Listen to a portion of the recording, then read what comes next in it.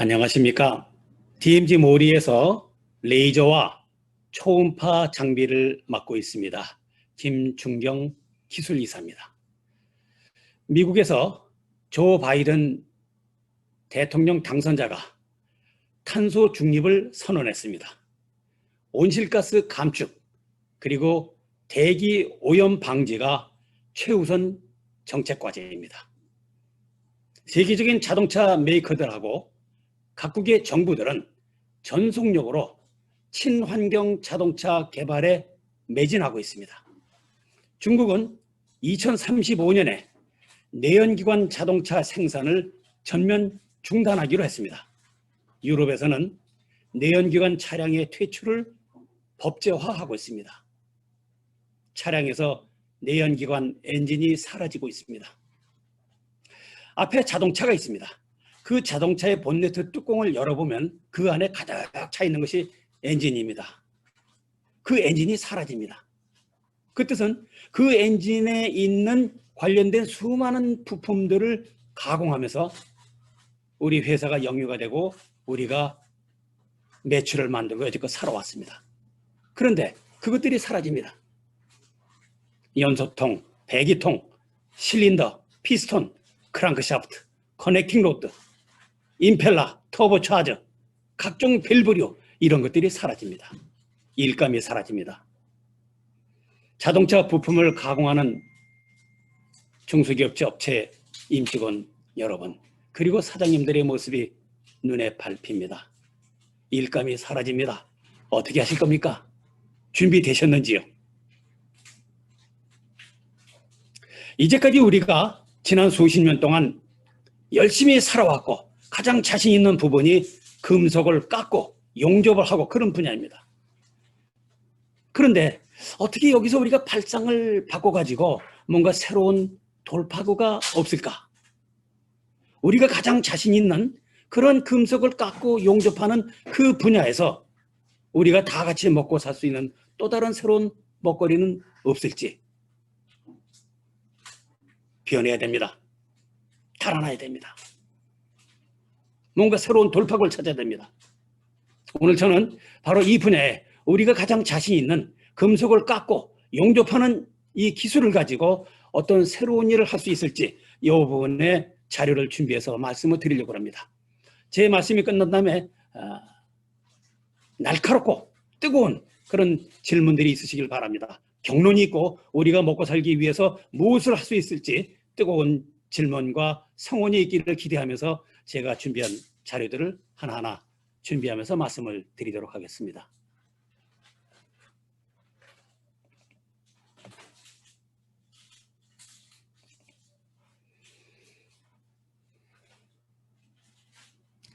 쇳물을 녹여서 3D로 물건을 만드는 3D 프린팅 기법이 여러 가지가 있습니다. 그 중에 다이렉트 에너지 디포지션, DED죠.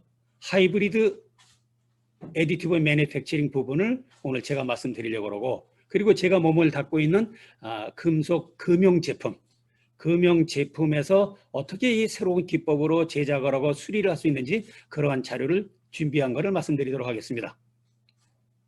제가 몸담고 있는 DMG 모리 회사는 170년 됐습니다. 역사가. 밀링과 선반 머시닝 센터를 만드는 회사인데 세계에서 제일 많이 만들고 또 많이 팔고 기술도 가장 앞서 있는 그런 회사입니다. 한 156가지 정도의 머시닝 센터 장비들을 만들고 있습니다. 그 중에 맨 아래에 그 밀링 장비에다가 울트라소닉이라는 기술을 접목시키고 레이저를 접목시킨 장비가 있고 또 그렇게 레이저를 접목시켜서 애디티브 매니팩처링이라는 장비를 만드는 이쪽 군을 우리는 어드밴스드 테크놀로지라고 부릅니다. 그리고 저는 이 부분의 기술을 맡고 있습니다. DED 장비를 설명을 드리는데 특히 DED로 할 수 있는 일 중에 오늘 초점을 맞추는 부분은 다이캐스팅 금형입니다. 이 다이캐스팅 금형은 그 금형 속에 그 정해진 캐버티 안에 뜨거워진 알루미늄 용액을 아주 강한 압력으로 밀어 넣어서 형태를 만들기 때문에 금형에 스트레스가 많이 갑니다. 그런 스트레스가 많이 가서 크랙이 생기고 마모가 되고 비틀림이 생기는 그런 금형은 끊임없이 수리를 해줘야 됩니다.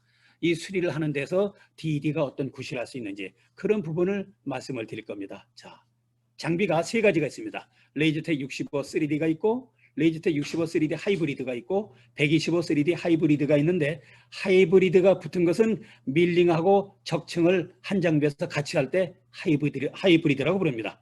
그리고 하이브리드가 없는 것은 적층만 하는 그런 장비가 되겠습니다. 우선 수리 부분을 말씀을 드리도록 하겠습니다. 미국에 도요타 계열 회사가 있습니다. 도요타 보다인이라는 회사인데 이 회사는 연간 수십만 대분의 차량에 들어가는 엔진 그 실린더 하우싱이나 본네트 이런 알루미늄 다이캐스팅을 전문적으로 하는 회사입니다. 아주 뜨거운 그 용액을 순간적으로 온도가 바뀌고 압력이 바뀌는 그런 극한 상황에서 연중 다이캐스팅을 해내기 때문에 금형이 손상이 많이 가죠. 그 금형에 손상되는 부분을 설명을 드리도록 하겠습니다. 자, 1번 그림은 마모된 금형입니다. 그 마모가 돼서 높이가 많이 내려갔고 크랙이 있고 그런 부분인데 2번 그림은 그 금형에서 수리해야 되는 부분을 색깔로 칠해놨습니다. 3번 그림은 바로 그 색깔로 칠한 부분을 밀링 가공해서 날려버립니다. 그리고 4번 그림은 그 밀링에서 절삭한 그 부분을 레이저로 쇳물을 녹여가지고 육성해서 살을 쌓아 올립니다. 5번 그림은 다시 밀링을 해서 완제품으로 수리를 완료한 수리가 완성된 금형의 모습입니다. 이 전체 일련의 과정을 장비 속에서 한번 세팅으로 그렇게 합니다. 근데 이걸 재래적인 방법에서는 사람의 손으로 티그 용접으로 손으로 해왔습니다. 이 도요타 보다인에서 여기에서 키팩트는 티그 용접 수리한 것보다 금형 수명이 3배가 늘어났습니다. 반복된 작업에도 수리의 정밀도와 신뢰도가 좋아졌고 수동으로 했던 작업 대비해서 생산 공정이 간소화되고 수리 원가가 줄어들어서 품질은 더 향상이 됐습니다. 이 내용을 똑같은 내용을 고객이 웹사이트로 보고서를 올려 있습니다. 아래 링크 주소인데 이 주소로 들어가면 실제 이 고객이 그 보고서가 자세하게 올라와 있습니다. 그래서 고객은 종전 대비 300%의 그 생산성 효과를 올렸다고 합니다. 자, 지금 말씀드린 그런 작업을 저희는 NX CAD/CAM 적층 프로그램을 사용합니다. 그 적층에서 툴패스를 만들고 나서 마지막에 시뮬레이션 합니다. 시뮬레이션 하는 모습을 보여드리겠습니다. 레이저 헤드가 들어옵니다. 레이저 헤드는 X축, Y축, Z축으로 움직이고 가공물을 붙잡고 있는 테이블은 C축이 360도 방향으로 돌면서 A축이 앞뒤로 근해 방향으로 움직입니다. 이렇게 X축, Y축, Z축, A축, C축 5개의 축이 동시에 제각각 움직이면서 또 적층도 동시에 이루어집니다. 이거를 시멀테니어스 5엑시스라고 부릅니다. 동시 5축 구동이라고 합니다. 자, 원하는 부분만 쪽집게처럼 골라가지고 적층을 하고 있습니다. 빨간 부분이 적층되는 부분인데 충돌이 있나 없나 지금 살피고 있습니다. 충돌 없이 잘 시뮬레이션이 되고 있습니다. 자, 이렇게 해서 시뮬레이션이 끝났습니다. 그러면 똑같은 작업을 실제 가동하는 모습을 현장에서 보시겠습니다. 미국에 있는 도요타 보다인 공장에서 촬영한 영상입니다. 앞에 캠에서 시뮬레이션 한 거하고 똑같은 작업이 진행이 될 것입니다.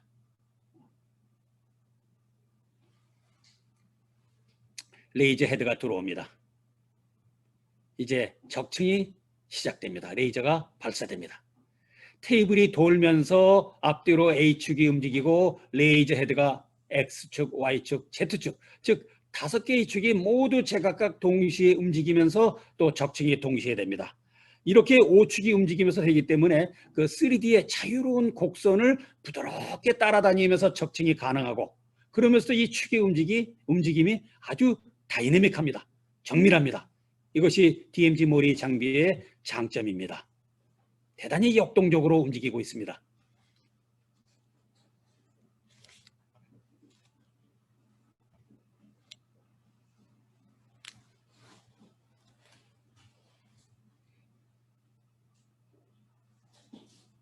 자, 이렇게 해서 적층이 끝났습니다. 딱 필요한 부분만 쪽지기처럼 골라가지고 용접을 끝냈습니다.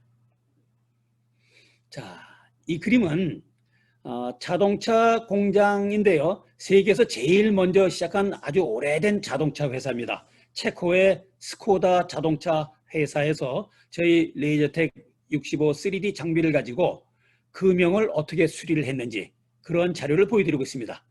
1번 그림은 손상된 금형입니다. 마모가 심하고 좀 부서진 부분이 있습니다. 2번 그림에 와서는 노란색으로 표시한 부분은 마모가 심해서 그 높이가 낮아진 부분이고 오렌지색 부분은 크랙이 생긴 그런 부분입니다.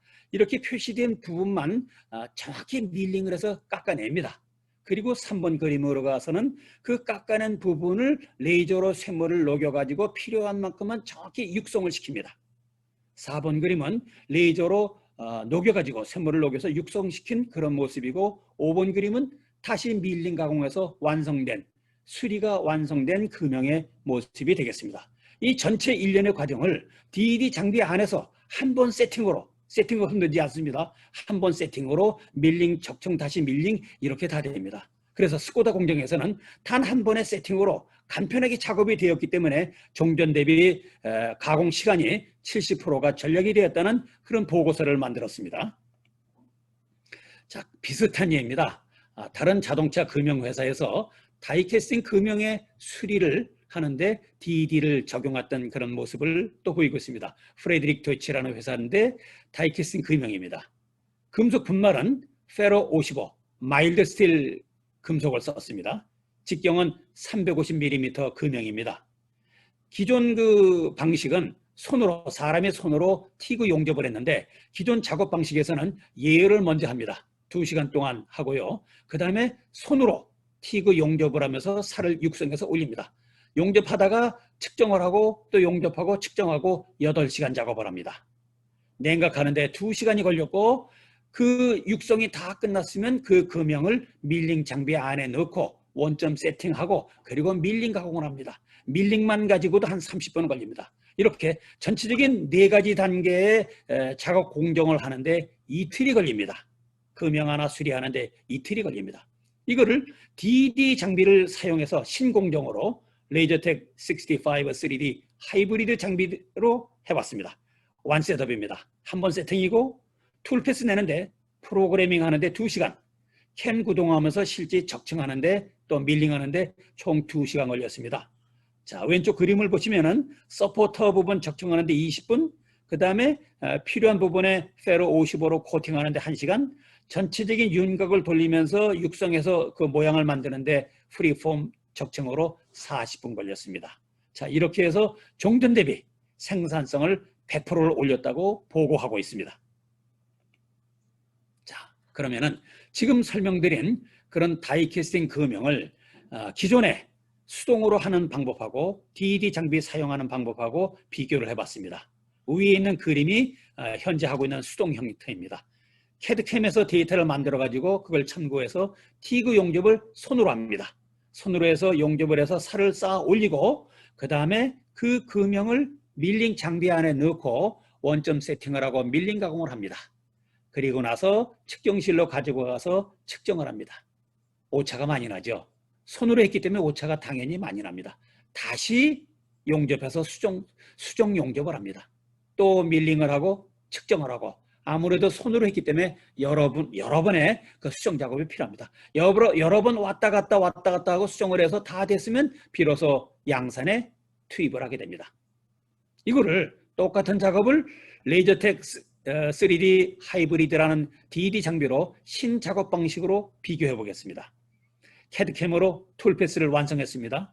3D 하이브리드 장비 안에서 적층을 시작합니다. 적층과 밀링이 원 셋업으로 한 번에 끝납니다. 그리고 측정을 하면 거의 한 번에 끝납니다. 정확한 그 캠 프로그램에 의해서 정확한 장비로 하기 때문에 거의 한 번에 완성품이 나옵니다. 바로 양산에 투입합니다. 이렇게 해서 기계로 용접을 했고 세팅을 한 번만에 끝냈고 당연히 공정이 간소화됐죠. 작업 시간이 크게 절약이 됐습니다. 이게 DED 장비의 장점이 되겠습니다. 자, 그러면은 다이캐스팅 금형을 수리하는데 DD 장비를 가지고 했더니 얼마큼 원가가 절감이 됐느냐 하는 그런 그 그림을 보여드리고 있습니다. 다이캐스팅 금형의 비용을 우리가 산정할 때 보통 그 물 밖에 나타나 있는 요 부분만 생각합니다. 스틸의 그 원자재의 비용하고 실제 그 다이를 제작했을 때 그 제작 원가, 비용 그런 걸 생각해서 툴 단가로 생각을 합니다. 그런데 요거는 빙산의 일각입니다. 훨씬 많은 부분이 물 속에 감춰져 있습니다.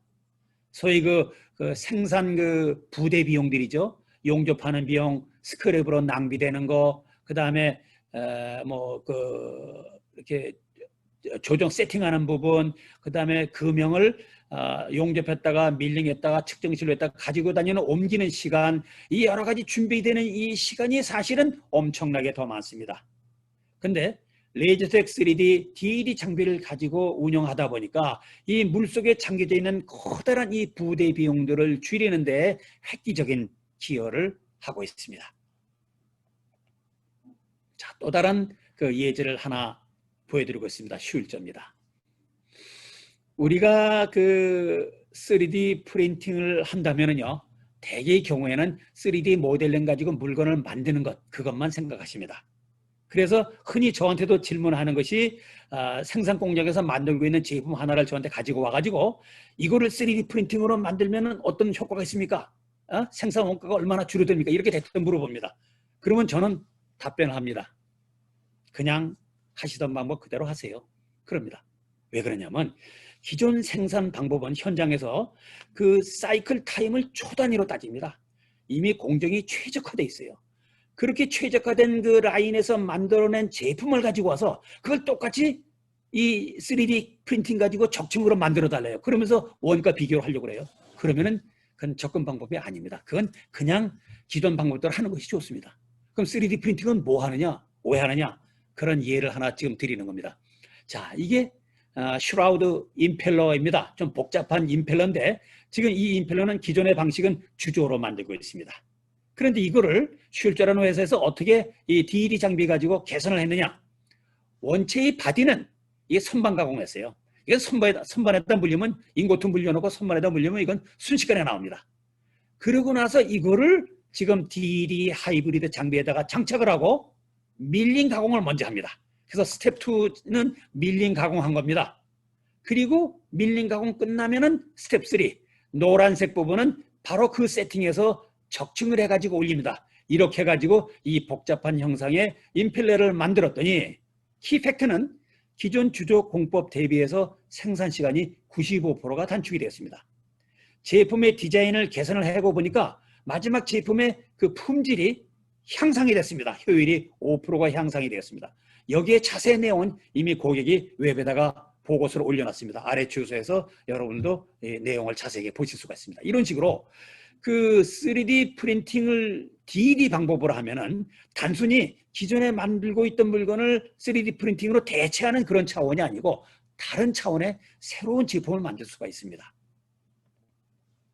자, 아래에 복잡한 형태의 이런 그 슈라우드 임펠러들입니다. 이런 임펠러들은 참 만들기가 어려운데 바로 DD 하이브리드로 하면은 아주 우수한 그런 결과를 만들어낼 수가 있습니다.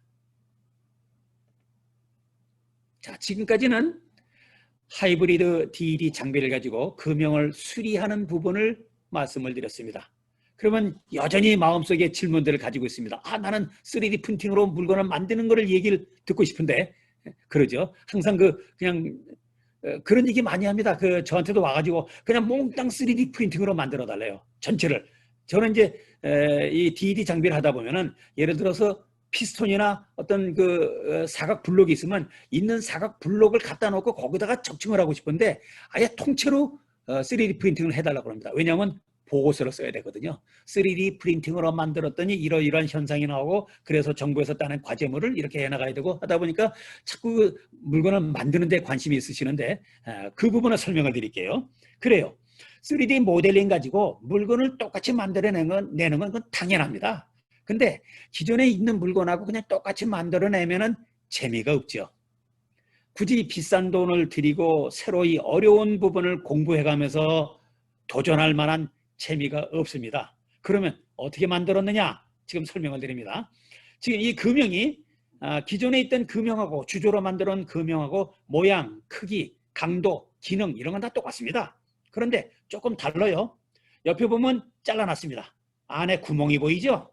냉각 터널이 있는 겁니다. 그 다음에 색깔이 좀 달라요. 이 윗부분은 좀 노란색이죠. 껍데기를 벗겨봤습니다. 이 안쪽에는 동입니다. 구리 계열로 적층을 했고 이 바깥의 스킨 부분은 썼습니다. 이런 식으로 내부 냉각 터널을 만들고 금형 내부하고 외부를 다른 금속 분말로 적층하면서 금형 코어를 만들어냈습니다. 그러면은 조금 자세히 들어가 보겠습니다. 어떤 점에서 달라졌을까? 자, 보세요. 이 금형의 외곽 형태는 뭐 기존의 주조로 만든 거고 똑같은데 안에 냉각 터널이 있습니다. 자, 옆에 그림을 보실까요? 적층을 해서 몸체를 쌓아 올리는데도 안쪽 부분은 누런 색깔이죠. 동 계열입니다. 구리로 안쪽은 적층해서 쌓았고 바깥쪽 부분은 적층 분말이 서스 316L입니다. 서스로 바깥쪽 부분을 만들어서 표면 그 경도를 올리고 그 다음에 내부 직성을 올렸습니다. 자, 옆에 그림을 보시겠어요? 자, 재밌는 거는 냉각 터널입니다. 인터널 쿨런트 터널인데 이 부분을 드릴로 그냥 뚫어버렸습니다. 드릴링입니다. 자, 이 금형에 있는 인터널 쿨런트는 파우더 베드 타입에서도 많이 하고 있습니다. 그런데 치명적인 약점은 내부 쿨런트 터널의 표면 조도입니다. 그 표면 조도가 그렇게 썩 훌륭하지는 못합니다. 그러다 보니까 안에 냉각수는 어떤 케미컬이 지나다니면서 슬래그가 생기고 그 슬래그 찌꺼기가 쌓여서 여러 문제를 발생을 시킵니다. 그런데 지금 이 DD 방법에서는 드릴로 구멍을 뚫었어요. 드릴로 구멍을 뚫으면 면 조도가 훌륭합니다. 그 다음에 드릴로 뚫었으니까 동그랗게 진원도가 나오죠. 속도도 빠릅니다. 이게 하이브리드 장비입니다. 하이브리드라고 말씀을 드렸습니다. 밀링, 적층, 드릴링, 태핑, 다시 적층, 밀링 내 마음대로 합니다. 프로그램에 의해서. 이것이 DD 장비, 하이브리드 장비의 특징이고 실제 이 장비를 운영하는 제 입장에선 늘 가지는 느낌이 뭐냐? 아주 자유롭습니다. 내 마음대로 무한대로 가능성을 가지고 물건을 만들고 새로운 실험을 해볼 수가 있는 아주 통쾌한 장비가 되겠습니다. 자, 키팩트를 보겠습니다. 3D로 모델링해서 딱 필요한 부분만 적층을 했고 그 부분만 밀링해서 피니싱을 했기 때문에 스크랩이 줄어듭니다. 3.36% 스크랩이 줄어들어서 결국은 소재가 절감이 됐죠. 원가가 줄어듭니다. 그 다음에 생산 공정이 단순화됐으니까 CO2 가스 배출 감소 효과가 나왔습니다. 80kg, 제품 한 개당 8kWh의 CO2 가스 감소 효과가 나왔습니다. 그리고 이종 금속을 사용했습니다. 안쪽은 CUAL, 구리 계열이고 동계열이고 바깥쪽은 서스 316L을 가지고 녹여서 이종 금속으로 했다 보니까 냉각 효율이 2배가 좋아졌습니다. 기존 제품 대비 내부의 기공이 적습니다. 품질이 올라갔죠. 수리 전과 대비해서 금형의 수명이 최소한 같거나 금형 수명이 길어졌습니다. 그 다음에 가장 매력적인 부분입니다. 기존 다이캐스팅으로 작업했던 그 작업 라인을 변화하거나 수정할 필요가 없습니다. 현재 가지고 계시는 현장의 라인을 그대로 유지하면서 DD 장비는 거기에 같이 묻어 들어갑니다. 대단히 매력적입니다. 이렇게 해서 이익을 극대화시킬 수 있습니다. 조금 더 자세히 들어가 보겠습니다. 자, 냉각 터널이 있고 이중 금속으로 제작을 했습니다. 그러면은 지금 이것이 다이캐스팅 그 금형의 순놈입니다. 여기에 앞놈이 붙어가지고 순놈, 앞놈이 결합해서 안에 공간이 생기죠. 그 공간으로 뜨겁게 그 녹여진 알루미늄 용액을 강한 압력으로 밀어 넣습니다. 그렇게 강한 압력으로 밀어 넣고 나서 3초 후에 온도를 재봤습니다. 온도를 재봤더니 기존 방식은 금형이 아직도 빨갛게 뜨거워요. 열이 그대로 있습니다. 근데 레이저텍 3D, DD 장비로 만든 금형은 빨간색이 없습니다. 왜냐하면 안쪽 부분은 동으로 구리로 적층을 했기 때문에 열 전도율이 굉장히 빠릅니다. 순식간에 열을 뺏어가지고 주변으로 확산을 시켜서 이미 이 금형이 식었어요. 확연하게 차이가 나죠. 3초 만에. 자, 이거를 어떻게 실험을 했냐면은 이게 냉각 터널이니까 이 속에 냉각수를 집어넣었겠죠. 그 냉각수를 3초 만에 빼가지고 온도를 재봤어요. 냉각수 온도를. 그랬더니 기존 방식의 금형에서는 그 냉각수 온도가 38도가 나왔습니다. DD 방식으로 만든 금형에서는 냉각수 온도가 뜨끈뜨끈합니다. 74도가 나왔어요. 무슨 얘기냐? 이미 그 금형이 온도를 확 뺏어가지고 물을 덮인 겁니다. 이렇게 DD 장비로 이종 금속을 가지고 금형을 만들었더니 열 전도 효율이 2배가 높아졌습니다. 자, 사출하는데 사이클 타임이 확 줄어듭니다. 빨리빨리 사출할 수가 있죠. 사이클 타임이 줄어드니까 생산성이 올라가고 회사의 이익이 극대화됩니다. 조금 더 자세히 들어가겠습니다. 한 단계 더 들어가서 보니까, 자, 이걸 현미경 사진으로 봤어요. 지금 기존 제품입니다. 빨간색 부분 안에 기공이 보입니다. 에어팟이 공기가 있어요. 근데 똑같은 부위를 레이저텍 3D로 만든 금형을 보니까 그 부분에 기공이 없어요. 왜냐하면은 이 DD 장비는 노즐 직경이 3mm입니다. 굵습니다. 그 3mm로 샘물을 녹여서 용탕, 멜팅 풀을 만들고 그 멜팅 풀이 연속적으로 이어지면서 3D 최적을 만들어서 올라갑니다. 내부 기공이 최소화가 됩니다. 그래서 파트의 기계적 성질이 향상이 됐습니다. 치밀한 밀도로 내압성이 향상이 됐습니다. 금형 코어 설계에서 새로운 시도를 가능하게 해줍니다. 무한한 가능성을 우리는 보고 있습니다. 이제 7분을 지금쯤 하실 때가 됐어요. 그러면은 어떤 금속이 가능합니까? 분말은 어떤 것이 가능합니까? 그런 질문 하시겠죠? 시중에 나와 있고 지금 우리가 쓰고 있는 분말들입니다. 다이캐스팅 분야에서 우리가 적용하고 있는 분말들인데 스테인리스 스틸이 있고 인코넬 625, 인코넬 718, 툴 스틸 페로 44, 페로 55, 마일드 스틸입니다. 그 다음에 브론스 코파, CUAL, CUSN, 동계열이죠. 그리고 하이스피드 스틸, 고속도광입니다. M2, 코발트 크롬의 분말들이 시중에 나와 있습니다. 그리고 오늘 말씀드리는 부분은 바로 이 페로 44, 55하고 이 동계열의 분말을 녹이는 이 두 가지 제품을 오늘 예로 들어서 설명을 드리고 있습니다. 자, 그러면은 저희 DMG의 레이저텍 3D 장비는 지금까지 전 세계에 55대가 공급이 돼서 가동이 되고 있습니다. 그리고 작년에 프랑크푸르트의 폼넥스 박람회에서 레이저텍 125, 1250 굉장히 큰 장비죠. 그 장비를 선보이고 지금까지 5대가 공급이 됐습니다. 그래서 총 60대의 DD 장비가 세계적으로 설치가 돼서 가동이 되고 있는 이미 그 기술력이 검증된 그런 장비가 되겠습니다. 그러면 국내에는 그럼 과연 몇 대가 어디에 설치되어 있는지 궁금하시죠? 1호기가 서울 독산동에 있는 파트너스랩이라는 회사에 설치되어 있습니다. 4년째 장비 운영을 하면서 회사의 매출을 만들고 이익을 창출해서 회사 운영에 기여하고 있습니다.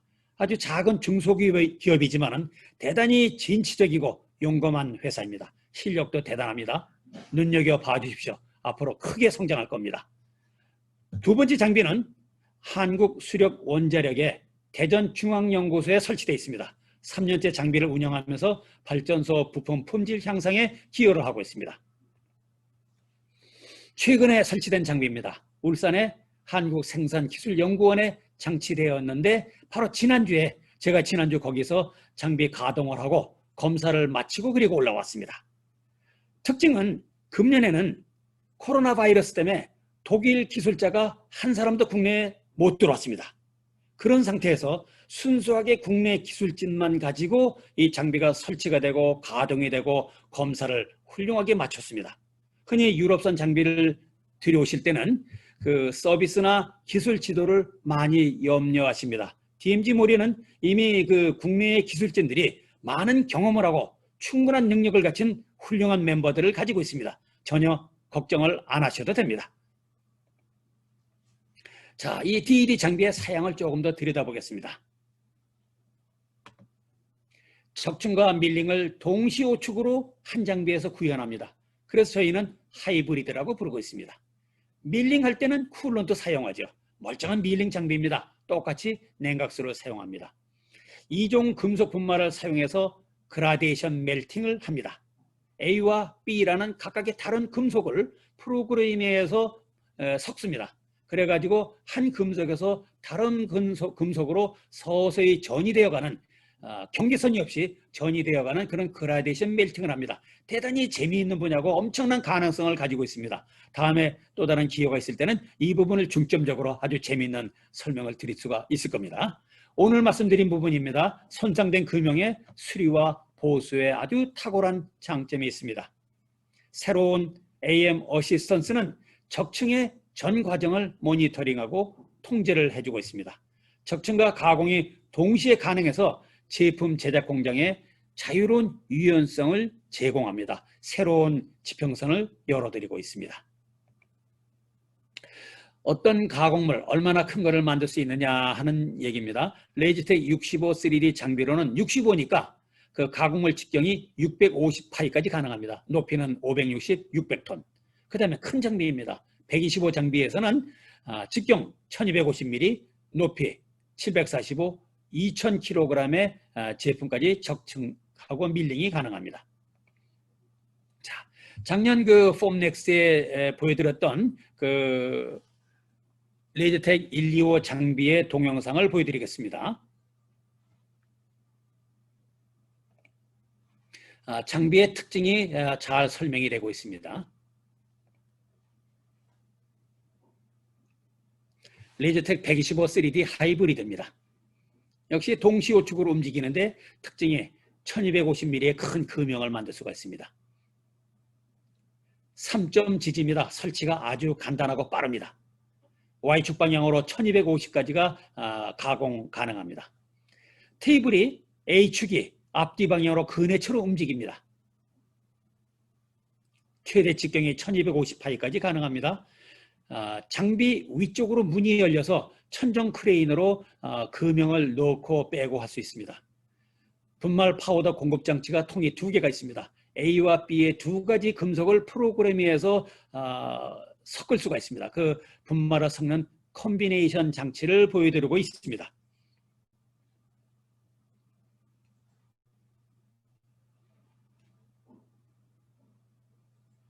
다이오드 레이저고 노즐 가운데로 레이저 광선이 내려오고 그 옆으로 분말이 내려옵니다. 아주 재미있는 겁니다. 이게 그라데이션 멜팅인데 안쪽에는 물렁물렁하고 바깥으로 가면서 로코의 경도가 커지는 그러한 그 그라데이션 멜팅을 하고 있습니다. 용량 풀 사이즈를 자동 센서로 감지해서 레이저 파라미터를 자동 튜닝합니다. 그래서 품질이 균등하게 나오도록 통제 기능을 가지고 있습니다. 이 멜팅 사이즈를 카메라가 자동 감지하고 레이저 파라미터를 자동 튜닝을 해줍니다. 노즐과 가공모 사이의 간격을 감지해서 쇠똥이 노즐에 달라붙는 것을 막아줍니다.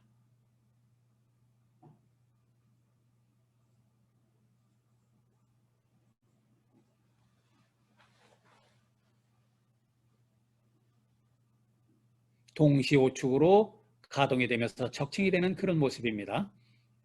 자, 툴 체인지합니다. 레이저 헤드가 나가고 엔드밀이 들어오면은 지금부터는 멀쩡한 밀링 장비입니다. 이제 밀링 가공합니다. 이렇게 레이저 헤드와 엔드밀이 툴 체인지 개념입니다. 적층이 다 끝나면은 검사하는 방법입니다. 적층이 제대로 됐는지.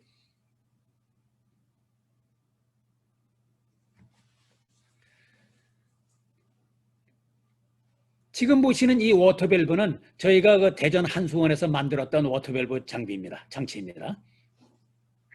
자, 이렇게 해서 125 3D 장비를 동영상을 보셨습니다.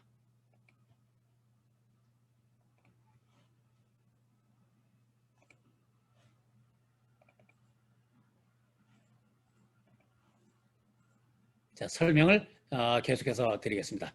자, DMG 무리는 지금까지는 DD 장비를 설명드렸는데 SLM, Selective Laser Melting, 파우더 베드 타입입니다.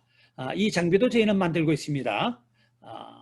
이 파우더 베드 타입은 작고 오밀조밀하고 안에 기공이 많고 그래서 경량화 제품, 또는 의료 관련 분야에서 많은 장점이 있는 장비입니다.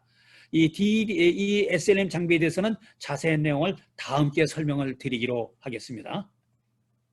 오늘 설명드리는 장비입니다. DED 장비죠. 노즐이 있고 노즐 가운데로 레이저 광선이 내려오고 그 옆으로 금속 분말이 내려오고 가장 바깥쪽으로는 쉴드 가스, 알곤 가스가 나와서 대기와의 이 용융되는 부분이 대기와 접촉하는 걸 차단해 줍니다. 즉, 이 부분을 볼 때는 이게 알곤 가스 용접입니다. 용접을 계속 비딩을 만들어서 연속되는데 이걸 캠 프로그램에 의해서 연속해서 3D로 최적을 만들어가는 이것이 바로 DED 멜팅 방법입니다. 좀 크고 묵직하고 이런 장비들을 물건을 만드는데 DED가 탁월합니다. 오늘 말씀드린 부분은 이 금형에 수리하는 부분에 초점을 맞춰서 설명을 드렸었습니다. 자, 왼쪽이 파우더 베드 타입 SLM 장비입니다. 오른쪽이 파우더 노즐 타입이고, 파우더 베드 타입은 플라스틱 3D 프린팅하고 원리가 비슷합니다. 잘 알고 계시는 그런 부분인데, 저희 DMG 무리에서는 이쪽 장비에서도 대단히 차별화된 재미있는 그런 내용들이 많이 있습니다. 그 부분은 다음 기회에 설명을 드리도록 하겠습니다. 오른쪽은 오늘 설명드린 파우더 노즐 방식입니다. 자, 위에 있는 이 동영상은 SLM입니다. Selective Laser Melting. 바닥에 분말을 넓게 깔고 레이저로 녹이고 또 다시 분말을 깔고 이런 방법으로 하는 것이죠. 이게 SLM 장치고 바로 SLM 장비입니다. 그리고 아래에 있는 그림은 이게 DED입니다. 노즐이 있습니다. 그 노즐로 레이저 광선이 내려오고 분말이 내려오면서 여기 용융 풀을 만드는데 이 아래에 있는 부분이 축이 움직입니다. 그러면서 3D 곡선을 만들 수 있는 그런 동영상이 되겠습니다.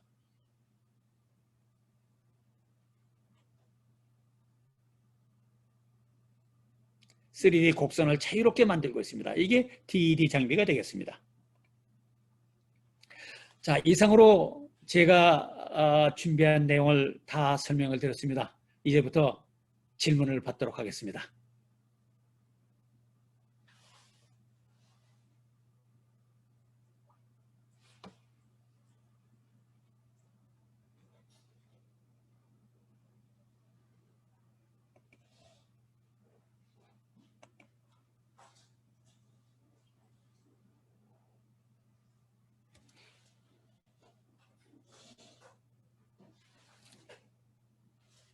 질문이 참 채팅창으로 질문이 들어오죠.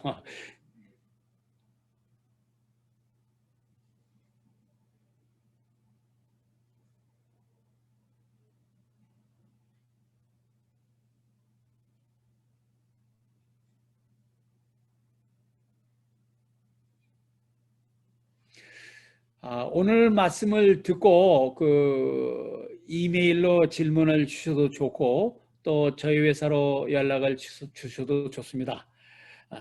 한번 뜨겁게 열정을 가지고 우리가 뭐를 하면 돌파할 수 있을지 그런 많은 질문을 기대하겠습니다. 쉬운 일이 아닙니다. 현재까지 안 해보던 일을 해야 되는 거니까 과연 그것이 될지, 또 제가 오늘 설명드린 부분으로 진입할 때는 예산도 많이 필요합니다. 돈도 많이 들어가고 공부도 많이 해야 되는데 정말 그렇게 하면 될지 여러 가지 의심이 있으실 거예요. 그러나 이미 이제 국내 장비도 여러 대 들어와 있고 가시면은 보실 수가 있습니다.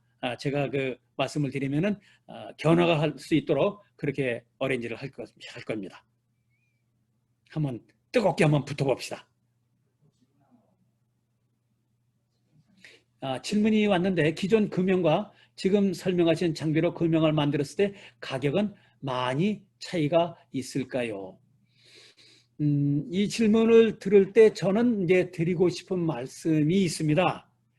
기존 금형으로 잘 하고 있는 거는 그냥 기존 방법대로 하십시오라고 저는 말씀드리고 싶어요. 왜냐하면은 이미 기존의 금형이라는 것은 오랜 세월을 두고 갈고 닦아서 그렇게 만들어진 겁니다. 아주 최적화된 그런 금형입니다. 거기를 새로 개발된 기술 가지고 같이 맞짱 붙어가지고 이걸 하겠다? 재미가 없어요. 그런 거 가지고 수십억씩 돈 들여가면서 그렇게 할 재미가 없습니다. 그러면은 왜 DED 금형을 하느냐? 조금 아까 말씀드린 것처럼 기존에 없는 일을 우리가 할 수 있어요. DD를 하다 보니까 기존에 엄두도 못 냈던 그런 금형을 만들어냈는데 그 금형이 돈단지가 돼요. 이게 대단히 매력적인 제품이 됩니다. 이렇게 새로운 부가가치를 만들고 새로운 어떤 영역을 만드는 그런 쪽에 DD가 초점이 맞춰져 있습니다. 그래서 기존에 있는 금형하고 똑같이 만들어달라 그러면 재미가 없어요. 비교할 수가 없습니다. 그건 사실은 게임이 안 되죠. 기존에 하시던 것이 훨씬 잘합니다. 이게 제가 조금 삐딱한 대답을 해드려서 죄송합니다. 근데 이렇게 말씀을 드릴 때 사실은 이제 제가 좀 즐거운 것이 이제는 저도 상당한 경험을 했습니다. 그리고 제 경험이 묻어나는 답변을 드릴 수가 있으니까 너무나 기쁩니다. 아주 새로운 분야지만 정말로 재미있고 도전할 만한 분야고 엄청난 가능성을 가지고 있는 분야가 바로 DD 하이브리드 분야입니다. 뛰어들어오십시오. 같이 해봅시다. 특히 가공 라인을 가지고 있고 금속 가공, 자동차 부품을 만들고 있었던 그런 분들은 아주 좋습니다. 밀링 가공하는 거 늘 하는 거예요. 경험했죠. 용접 늘 하는 겁니다. 모를 거 없어요. 이렇게 밀링, 용접 이미 알고 있는 기술인데 이거를 캠 프로그램 가지고 어떻게 하다 보니까 이게 하이브리드가 되고 DD가 되고 새로운 기술이 돼요. 재밌습니다. 붙어볼 만합니다.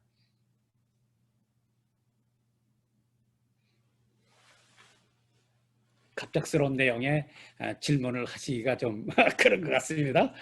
자, 그러면 질문이 특별히 안 들어오면은 이제 이메일 주세요. 그 다음에 여기 또 질문이 하나 막 들어왔네요. 원래 NC로 만들어진 제품을 지금 금속 3D 프린터로 만들어진 여기 보이는군요. 원래 NC로 만들어진 제품을 지금 금속 3D 프린터로 만들어진 출력물로 대체했을 때는 따로 검증을 다 받아야 하는지, 이 부분에서 사실은 제가 드릴 말씀이 또 많이 있습니다.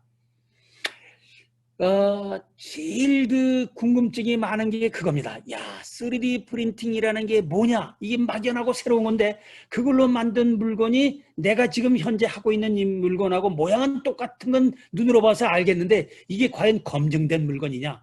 인장 강도, 그다음에 피로 강도, 뭐 표면 그 경화, 이 여러 가지 물성들이 이게 정말 되냐? 누가 믿어줄 것이냐? 검증한 데이터가 있느냐? 자료 내놔라. 이런 얘기를 많이 하죠. 사실은 작년, 재작년 말까지는 제가 거기서 헤맸습니다. 벗어나지는 못했어요. 주변에서 뭐냐 하면 그거 봐라 안 된다. 또 이제 아까 파트너스라는 말씀드렸죠. 저희 장비를 1호로 가지고 가신 분이 그걸 가지고 너무 애를 많이 썼어요. 왜냐하면은 인코넬로 커다란 물건을 만들었어요. 고객이 돈을 많이 주고 만들었어요. 만들었는데 가지고 왔더니 이게 반복 피로 테스트를 했대요. 근데 뭐 몇백 번인가 피로 테스트를 하다 보니까 균열이 크랙이 나와가지고 불량이 났어요. 그리고 반품, 새로운 오다 쭉 몇 달씩 걸려있던 거 캔슬. 그래서 저희 그 장비 가지고 있던 분은 인코넬을 왕창 사놨는데 이거 못 쓰게 됐어요. 그래가지고 울상이 됩니다. 저도 굉장히 괴로웠어요. 이게 어렵구나. 나는 DD로 물건을 만드는 사람인데 나한테 이게 그 왜 열처리 문제, 피로 강도 문제 이런 것이 이제 그 걸림돌이 되는 거예요. 그 부분은 또 제가 전공한 분야가 아니거든요. 그래가지고 그 설명을 드렸죠. 이건 새로운 분야니까 적층을 하고 용접을 하고 피로 강도는 이 같이 풀어가자, 같이 공부하자 그랬더니 그분은 마음이 급해요. 그냥 기존의 방법 하던 대로 그냥 돌아가 버렸습니다. 우리하고 빠이빠이 했어요.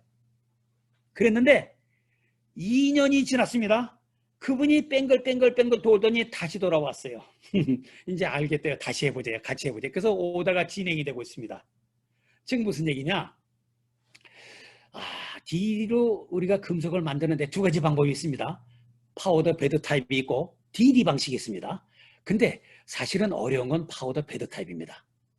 실제 세상에서는 파우더 베드 타입에 더 열광을 합니다. 왜냐하면 쉬워요. 장비가. 프로그램 해가지고 딱 그 세팅을 해놓으면 뭐 하루, 이틀, 3일, 일주일 장비가 혼자 돌아갑니다. 그러면서 금속이 녹아서 물건이 나와요. 대단히 재밌습니다. 아주 쉬워요. 그러니까 세상이 열광합니다. 3D 프린팅하면 전부 다 파우더 베드 타입이에요. DD 장비는 아이고 어려워요. 밀링 공부해야 돼요. 캠 공부해야 돼요. 그 다음에 레이저 해야 돼요. 공부할 게 너무 많아요. 어려워요. 그래서 안 하려고 그래요. 재미가 없어요. 근데 특징이 또 하나 있어요.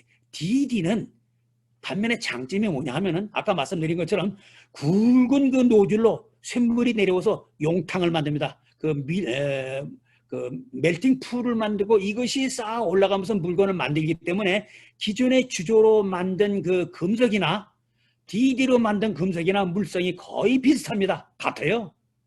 기존의 금속으로 만들다가 열 처리했죠. 볼림 처리했죠. 그럼 똑같이 가시면 됩니다.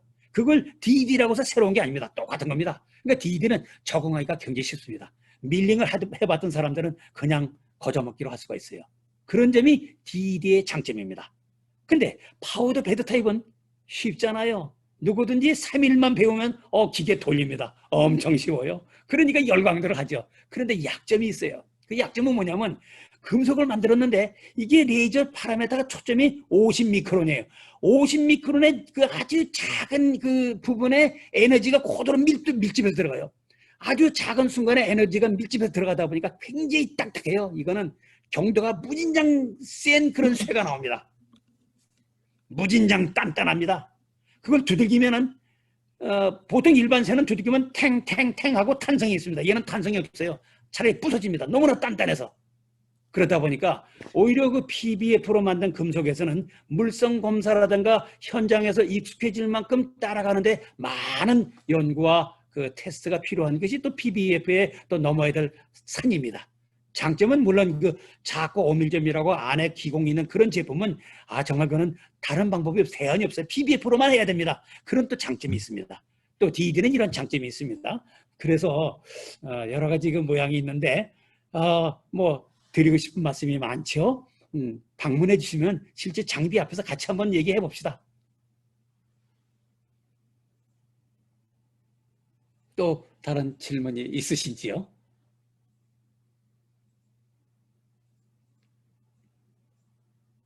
자, 그럼 진행하시는 분 어떻게 할까요? 질문 더 기다릴까요? 아니면 여기까지 할까요?